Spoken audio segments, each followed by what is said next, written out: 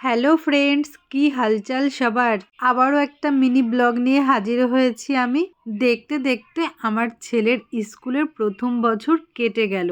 আজ ছিল আমার ছেলের প্রথম বর্ষের ফাইনাল পরীক্ষার রেজাল্ট, সাথে নতুন ক্লাসে ভর্তি আর নতুন ক্লাসের নতুন বই খাতা নেওয়ার পালা। আমরা দুপুরের খাওয়া দাওয়া সেরেই বেরিয়ে গেছিলাম স্কুলের জন্য। প্রথম দিকে যাইনি, কারণ প্রথমে প্রচন্ড ভিড় হয়, তো সেই কারণে এই সময়টা আমাদের বাঁচা। চলে এসেছি স্কুলে, দেখতেই পাচ্ছ স্কুলে তেমন লোকজন নেই, সবাই রেজাল্ট নিয়ে চলে গেছে। আমরা এসেছি লাস্টে। পরীক্ষা হয়ে যাওয়ার অনেকদিন পর আজকে এসেছে স্কুলে, তো স্কুলটা চারিদিকটা ঘুরে দেখছে।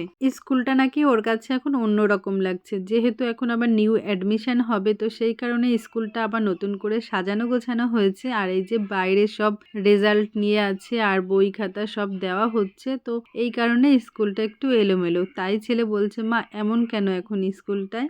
আজ আর আমি কোনো দায়িত্বে নেই, সব ওর বাবা করছে। স্কুলের বই খাতা রেজাল্ট সবই নেওয়া হয়ে গেছে, এখন শুধু বাড়ি যাওয়ার পালা।